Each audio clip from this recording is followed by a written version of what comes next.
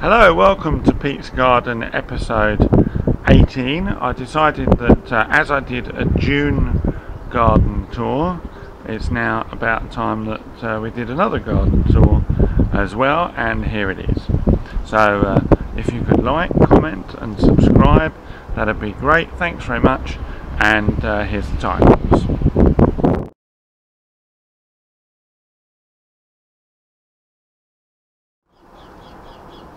And we start in the herb section, although these are not herbs, obviously. These are some beautiful flowers that my sister bought Mum for her birthday, and they're still blooming very well. Here we've got some dill, which goes very well in fish, but I keep forgetting to have it. And then down there we've got some carnations, but as you can see they were rather slow to germinate. But now we've taken the growing tips out, they are, most of them anyway, are coming back really well. And I can't remember why I put them down there, but there was a reason, but I can't remember it. There we are. Some rosemary, and some nice thyme, and some Welsh onions as well. Some more rosemary. I need to take the nasturtium flower out, but that's growing nicely. Some more dill there, which is just coming to an end now, and a borage plant, which has come to an end, as you can see. So actually that reminds me, I need to take that out and do something with that. We've got the sweet potato plant here, first time I've ever grown that. These are some supermarket basil, so you know you get a pack where you get loads of basil all put together in the one pot. Well, I did what James Wong suggested, and just took a few of those things out and put them up in pots. And as he said, some of them die off, but some of them stay, and you can see that one in particular in the middle there is doing really well, so I'm happy with that. And we've got some chives there, some parsley from last year, and weeds as well. I need to weed that. More rosemary and some more thyme as well, and we've got some more chives over here. And finally, the grass that Mum sowed back in April is now walkable. But there we are. There I am walking on it, so that's lovely. Here in what I'm calling the annuals border, we've planted a few salvia, and at the back we've got some runner beans, and most of the runner bean plants have survived this time, most of them anyway, because of these beer traps. I have planted and replanted this section because I don't really want to use slug pellets if I can help it. That's an old wild rose which we did cut back, and we eventually want it to die off. I know that's not great, but you know, in order to make space, so we can get the roots out. And there's another runner bean plant surviving quite well. And it looks like most of them at least are going to survive this time. We've got some cosmos there, which is one of the dwarfy cosmoses that I bought from the garden centre. These are some potatoes that just happen to have popped up there. I wasn't going to grow potatoes in the garden this year at all because of blight, but after what happened with my allotment, I'm happy to leave these little guys here to grow on and produce some potatoes. More cosmos there. These will end up about 2 or 3 feet tall, and they will end up blocking out most of the soil, which is good. This is not a cosmos that I bought from the garden centre. It's one that actually seeded itself right over the other side of the garden where it was growing last year, and so I'm assuming that it's one of the big massive 5 or 6 feet tall ones which we grew last year. This cosmos has been absolutely ripped to shreds by the slugs and snails, but again I don't want to use slug pellets because everything I've seen about them, they're not very good. And some, I can't remember what you call it now, nigella I think it is, that seeded itself from last year as well.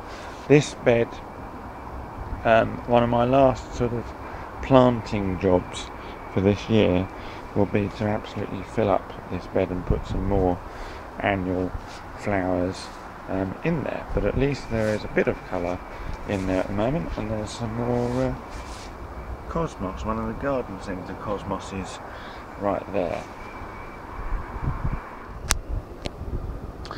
And I've got a few more runner bean plants as well in this area, which is basically a squash bed. It's got plenty of other things in it as well. We did have broad beans in this area and peas down here, but as you may have seen in one of my, I think it was last week's video or maybe the one before that, we cleared most of this and left just the few broad bean plants that are still producing, because I've still got some good ones on there that you can see. We've already planted some squashes and stuff towards the end of that bed, so we've realised we'd just carry on planting them down here. So we've got, and there'll be celery at the end there, should be.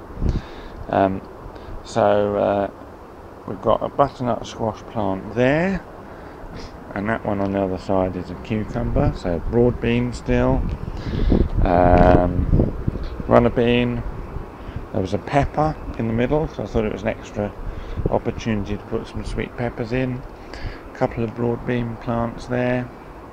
Another broad bean plant. There's a runner bean thing peeking out between the two there. Cucumber plant.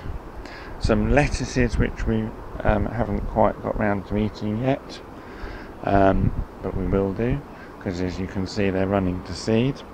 But we've had plenty of lettuces from this row so far, so we're well happy with that. Another pepper plant. There's 2 cabbages in this row which the slugs haven't fully eaten, so we'll leave these and hopefully have these. Cucumber plant there. A lovely beet leaf one, but you can see that that one didn't quite do so well, and we did have a row. I probably will have to think about using slug pellets next year, but I don't want to if I can help it. Cosmos again from the garden centre. Runner bean, butternut squash, ishikuri squash, which is one of the Japanese ones, butternut squash. I think that's a little cosmos thing there. Butternut squash again there, I think. No, cucumber there. Lovely courgette. This is one that is resistant to powdery mildew, so it's an F1 variety, the Defender F1. I don't normally use F1s, but I felt I had to in this circumstance because we have such a problem with powdery mildew. You can see it's doing exactly what it says on the tin, because it's got powdery mildew there, which is the little white scaling on there, but that has not come anywhere near close to infecting the whole plant. It's still producing pretty well, so it does so far appear to be exactly what it says, resistant to powdery mildew. Cucumber. We've got 9 sweetcorn plants here and a beer trap in the middle, you can see. Need to refill that one. And there's a cucumber plant in amongst there somewhere. This is a big long pumpkin plant. I think the last time you saw it, it was about here, and it's now gone all the way up to there, which is exactly where it's supposed to be going. And then on this side, and butternut squash again, and eventually that should fill the same sort of space, well, parallel space, as the pumpkin on the other side. So the overall effect of this particular bed should be that you have the 9 hopefully rather majestic looking sweet corn with the courgette in front of it, and the butternut squash and the pumpkin coming down the side, and the cucumbers and the other squashes intertwining, and there will also be more flowers in the middle as well. I've put some cornflowers, which you can't see at the moment because I let them just kind of do their own thing, and an aster over there, and as I say, the cosmos as well. But I will get some more annual flowers, some more bee loving flowers as well, to sort of fill this bed in, if you like. At the back of the garden here we have the nasturtiums, which, you know, these areas need to kind of be filled in, and I need to sort of rearrange it to get them to sort of climb up these individual posts. But other than that, it's going quite well. I think the nasturtiums are flowering really, really well. I'm quite happy with those, and yeah, I like them. Let's just do a close up. There we are. I think that's probably the thumbnail shot for this episode, isn't it? There we go. And we've got pot leeks as well here. If the camera gets a bit stops being a bit cloudy, there we go. So they're a little bit wonky, but they are growing very, very strongly. I'm very happy with them. I know you'd normally grow them in a greenhouse, but and they need to be weeded, but for outside they're quite good, and I've never grown pot leeks before, so we'll see what they're like. There's some more plants that need to go out. These are my last ones that need to go out from being sown earlier. Brussels sprouts, as you can see, they've kind of been put on the back burner, and I've been too busy to plant them, but I will plant them the second I stop recording this video. Some coleus there. That's going to go in the perennial border, even though I don't think coleus actually is a perennial, but it's going to go in the perennial border anyway because it'll look good there. Some achillea, which is actually first time I've actually looked at this properly in a while, and I'm really pleased with that. I know it's very small, but I've never grown it before. It was growing really slowly. There we go. Now what's that? Oh, antimonums.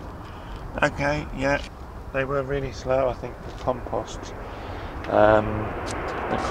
that I used for the seeds this year hasn't been great. I need to do it differently next year. But considering that, I'm really happy with what I've got for most things. Celery is always the slowest germinator anyway, by far.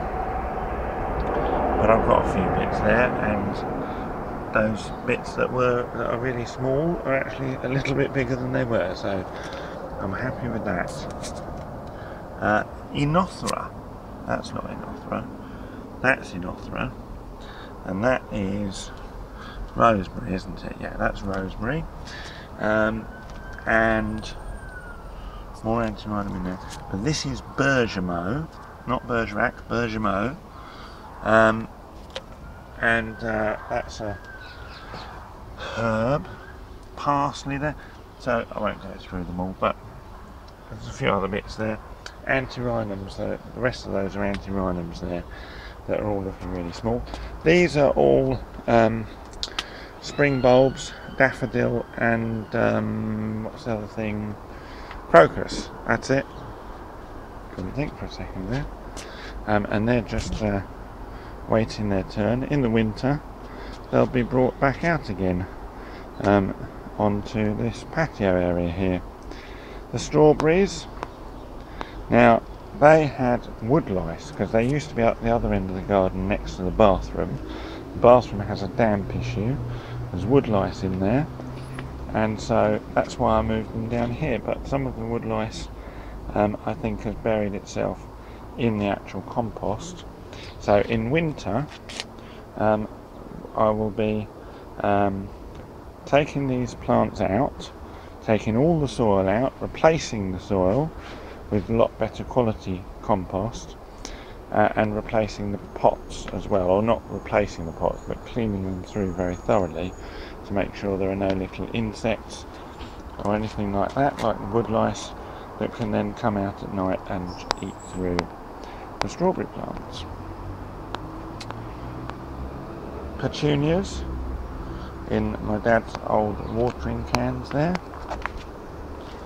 and there's actually, very late in the year as well I know, but there's going to be some night scented stock in this whole area once I take out the spring onions and the rather poor crop of carrots, but at least I've got a few.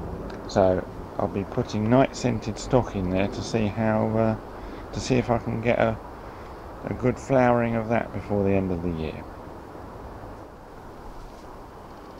We've got some rose bushes here. They bloomed very well earlier in the year, but they don't seem to be doing so well now. Any advice or opinions on rose bushes? Welcome in the comments box below, please. Thank you very much. But I do know generally that a bit more feed and a bit more manure or whatever in the winter would probably help. Here we have some nasturtiums which are not very far away from flowering. They seeded themselves, believe it or not. I did actually sow some in the greenhouse, not knowing that obviously that I would get this mass just naturally anyway from seeding themselves last year. But there we go. So that's rather nice. I've left them in because they just look good, and they've left rather neatly. Left a nice path around the back there for me, so that's good. Parsnips, certainly biggest parsnip plants I've ever had, and everybody seems to be saying this year. Look, that's a parsnip plant coming up to my knee, which is unheard of. But I'm hoping that will mean that they're very good and will give us a good crop, obviously. Certainly looks like it. This area, I can't remember what was in here, but I've just dug over that area to put those Brussels sprout plants in. This is chicory. 4 of them was far too much for us. We've given some away, but some of them have run to seed, and we have frozen quite a lot as well. And onions. Now I was a bit concerned a couple of weeks ago because with them being red onions, they hadn't anyway bulked up very much, but now actually most of them have, and I don't think they're too far away from being harvested. But clearly, I mean, I know they need weeding again. Everything needs weeding. It's July. But there's also a bit of an issue towards the end of this bed, because you can see that the crop here is very, very poor indeed. Now I don't know whether the compost that I dug in towards the end of the bed here was not quite rotted down well enough, and maybe it slightly burnt some of the things, but also there's a bit of old builder's rubble from 30 or 40 years ago underneath here, and I'm thinking maybe that's affected it as well. So I don't know. Again, any ideas, comments in the box below. Thank you very much.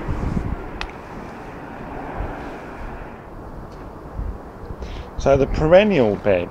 Now what I'm learning with perennials is that some of them take a very long time to get big, but apparently you mustn't take it as a sign that they're not doing so well. They are.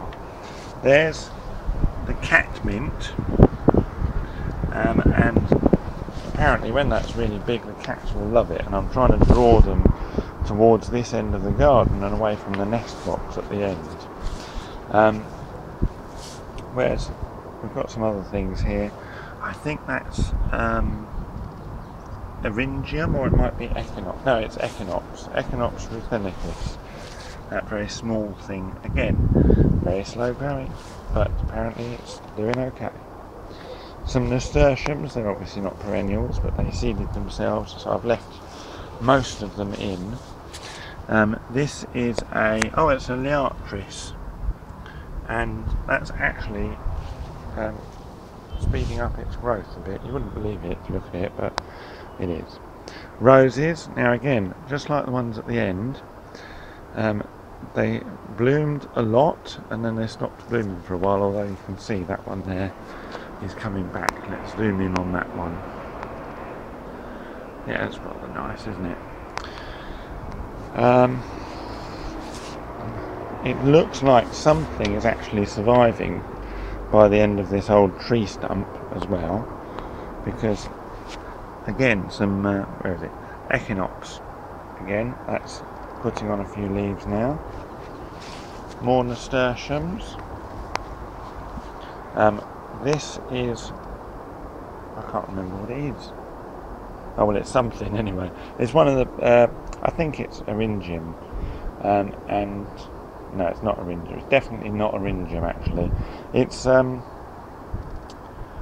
it's liatris again. That's what it is. Yeah, it's liatris, and it's getting a little bit of a flowery thing on the end there. There we go. It's one of the cottage garden perennial bulbs that I planted, I think, in one of my first ever videos. Heliotrope. There we go.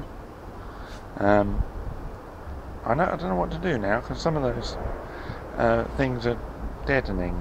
So I don't know whether to take them off or not. Again, if you know about heliotropes, comment in the box, please.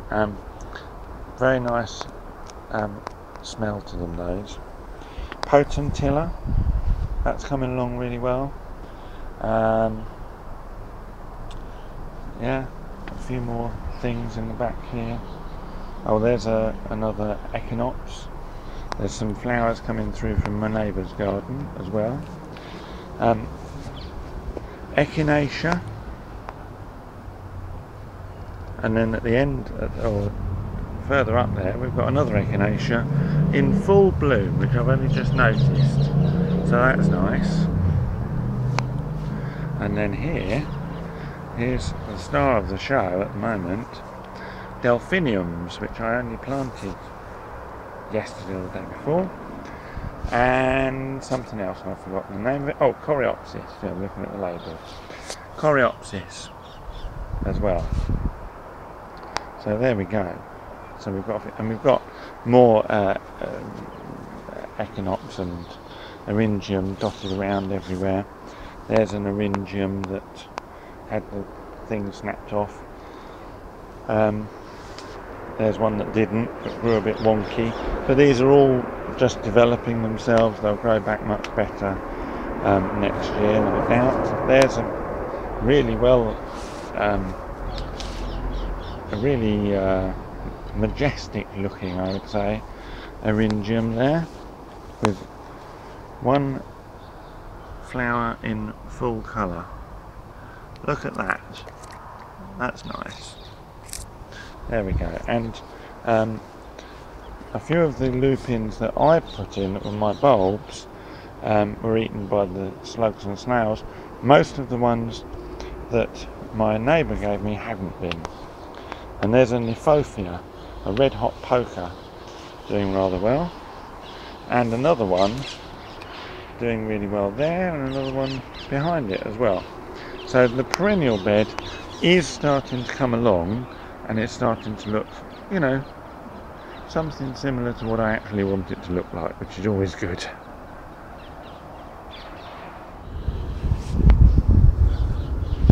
The container area. Things like the mimulus and the petunias are still in full flower almost. Some of them have died off and need deadheading a bit, but that will get done fairly soon. This needs tidying, and that's just compost that's come out of the potato bags. This is the potato bag that I harvested. It's now been replaced with more seed potatoes, which, you know, and obviously you cover the seed potatoes up. These are the nasturtiums growing in the hanging basket, and they are actually starting to trail now. Starting to trail just a little bit. If you saw the video, you'll know that when I harvested the potatoes from that bag, wasn't a great result, so I'm leaving these other two bags another week or two. Mint, been having some mint teas, that's good. Got a lovely looking pepper plant here with some little peppers on it. Can I find them? There we are, and they're nice. More petunias. Now, some sweet peas. Not growing particularly well. They've got something on them, but I wasn't all that bothered about them anyway, so they're not top of my priority list. But we've got some of them are growing up quite well through the canes. I don't know if I've given them enough space though. Again, comments in the box, very much appreciated.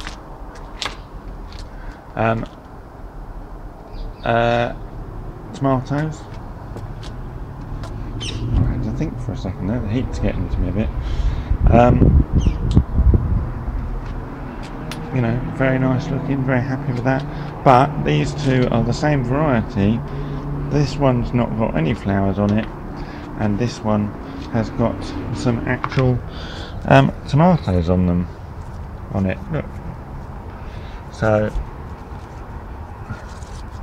how do you like them apples? How do you make sense of that? Same variety, planted at the same time. And this cucumber here is one I'm very happy with. It's got a nice little cucumber on it there. I mean, fair enough, we probably would have had cucumbers and tomatoes a bit earlier if we'd kept the plastic greenhouse, but there we go. Still very happy with it. Some lovely looking petunias there, more mimulus there, and another petunia there. There we go, that's the container area.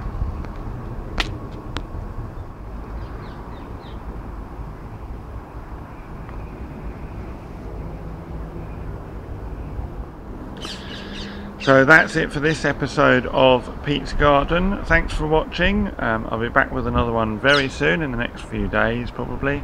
So if you could like, comment and subscribe, all the usual stuff, then that'd be great. Thanks very much. Bye for now. Bye.